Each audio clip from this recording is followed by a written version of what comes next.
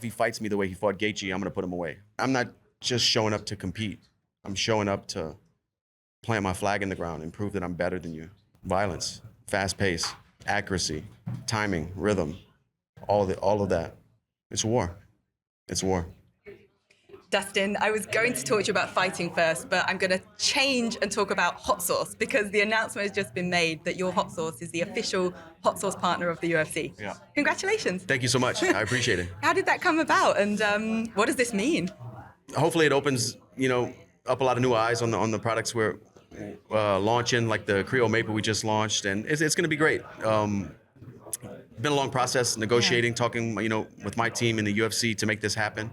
But when we find out it was a possibility of partnering up with the UFC, we wanted to do it for sure. Absolutely. You have 3 different strengths of hotness. Is that right? Is it 3? Or? It's 3 different strengths, but it's also 3 different flavor profiles as well, yeah. I haven't tried it yet. Hopefully now I'll get a chance. I definitely liked it. So congratulations Thank you so much. on that. So as we come into this fight at Madison Square Garden, this is the first time since 2017, if I'm not correct, that you've been in a 3-round. Yeah, it's been a while. It's been a while. Is that somewhat of a relief, or has it changed up training in any way? No, I don't mind the 5 rounds. I like the 5 rounds. It changed, you never want to give away a round or lose a round. But in those early rounds, in these previous fights, we have 2, 3, 4, 5 to make adjustments and understand the guy's rhythm and in between rounds and even during the rounds to kind of get things going. Now we have to be on point from the first bell. Not that I am. So that urgency. Yeah. Every round is so, not that they're not in any other fight, but every round is so important when you're fighting a 3-round fight. You have to start early. Do you still train as if it's a 5-round fight, though, in terms of your endurance and your strength? Yeah, I always do. Yeah. And your opponent, obviously, Michael Chandler. We'll come on to what you guys think of one another in 1 second. But in terms of the fight itself, how did it come about? Because it's gone from Chandler not mentioning your name, and that was something that somewhat bothered you after his last fight. And now you're the guy he's facing. People are saying that. I wasn't bothered about him not saying my name. Right. It is what it is. We were on a collision course. I mean, when you get to the top of the division, and I've had a couple rematches with guys, new blood. He's put on exciting fights. I'm putting on exciting fights. We were going to fight at some point, Well, where, in your words, did that beef come from? Because you did have a little bit of a worded altercation on site. Personally, I think it all started back in Abu Dhabi whenever they asked me about when I beat Conor and he beat Hooker, and they asked me if I was going to fight him next. And I said, I'll just go sell hot sauce.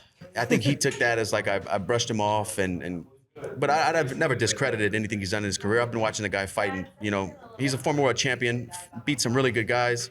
I've been watching him fight for a long time. I never didn't respect him. I just felt like that was his first fight in the UFC. Earn your stripes in the UFC, Earn so your to stripes. speak. Yeah, cut your teeth. And he's done that, right? Yeah. And Daniel Cormier had the 2 of you going head to head, trying to stir up a little bit of trouble there. But I got the impression by the end you were both like, no, we respect each other as fighters. We're just going to go to work now. Would you say that's correct? Yeah, for sure. The contracts had been signed, and we knew what was going to happen. We knew we were walking into this fight week, so all the talking is done.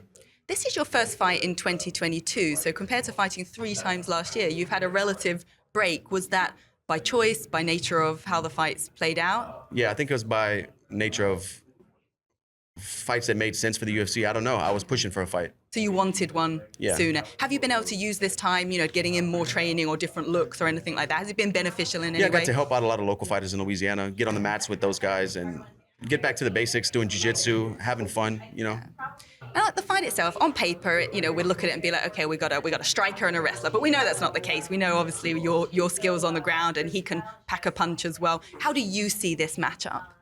I'm not sure. He probably is going to wrestle a little bit, but it's going to be a firefight. He throws big punches and very explosive, covers a lot of distance. It's going to be action. It's only 3 rounds, so I think we're going to get started early, and it's just a fun fight. I assume you watched his fight with Justin Gaethje here at Madison Square Garden last year. Firstly, what did you think of that fight? And secondly, do you anticipate that's how both of your fight will go down as well? It's kind of a fan favorite. Yeah, I mean, it could unfold like that, but I think if he fights me the way he fought Gaethje, I'm going to put him away. Okay. I think I'm a cleaner puncher. My timing's a little bit better, and we'll see. I think he's fortunate that wasn't a 5-round fight because he looked exhausted, A lot of people are saying, or there's some word that this is sort of a number one contender fight in the lightweight division. You said prior to your last title fight, you felt that may be your last opportunity at getting a title shot. But now the landscape has changed and Islam Makhachev is the champion. Do you feel differently now? Do you feel like, no, I am one or two maybe away from a title shot again? We'll see. I try not to think about that too much because we'll think about that Sunday morning, when the smoke starts to clear. I got to get through a tough fight on Saturday first before that's even a realistic thing that can happen. So I don't put a whole lot of energy into those type of things yet. Yeah. But Sunday morning, then we adjust. Literally the next day. In terms of Islam as a champion, what did you think of his performance against Charles? Flawless victory, right? Did it surprise you at all, or were you I thought expecting Charles was that? going to win. No, I thought Charles was going to win. Yeah, and then they get Volkanovski in the cage straight away afterwards, saying, he'll be the next one to fight in Perth. Number one pound for pound against one another. As somebody in the division, seeing someone from another division potentially taking that first shot, what do you think of that? I mean, they're going to do what they want. UFC's going to do what they want to do. It's not like it's a new guy. This guy's been in there and beat the best and defended his title, and he's a champion. And, we've seen it before. Champions cross over and try to be double champs. One just walked by. So it's just the fight game. Islam came out and was somewhat questioning your black belt in Brazilian Jiu-Jitsu. What do you think when you hear that? Is that already the start of a little bit of animosity between the two of you? I mean, do you take that as an insult? I mean, it's definitely an insult. It's definitely an insult, It's definitely an insult, but it is what it is. Take it personally, should I say? Nah, it is what it is. If you get a shot against Islam in the future, would that be a little bit of redemption for you for the Khabib loss, given that, some are touting him as Khabib 2.0? I mean, that's fun. It's cool storyline and story play, but that's not like a driving passion of mine is to get even with these guys, is to get ahead. That's my goal. Well, obviously, you have a big task at hand this weekend first. Talk to me a little about camp, because I heard you talking about how you kind of forgot that it was combat for a while, and suddenly you got that back in your head that actually, no, this is combat. Yeah. I never forgot. I just was going about it like an athletic venture, showing up, clocking in, putting in the work. All the work always gets done, but just a different mindset, I think. A different mindset. I can't really pinpoint exactly, but I just felt like I was going about it like an athlete on a team showing up for practice instead of what it is. It's war.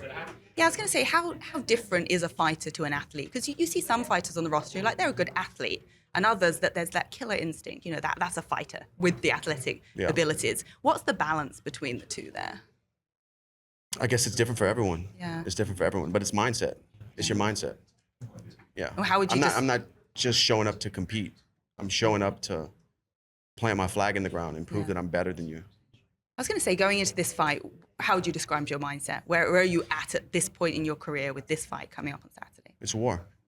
It's war. And what can we expect from you Saturday night? Violence, fast pace, accuracy, timing, rhythm, all of that. Love it. Cannot wait to watch you in there. I know it's a fan favorite fight and we're looking forward to it. Go well. Thank you. Thank you so much.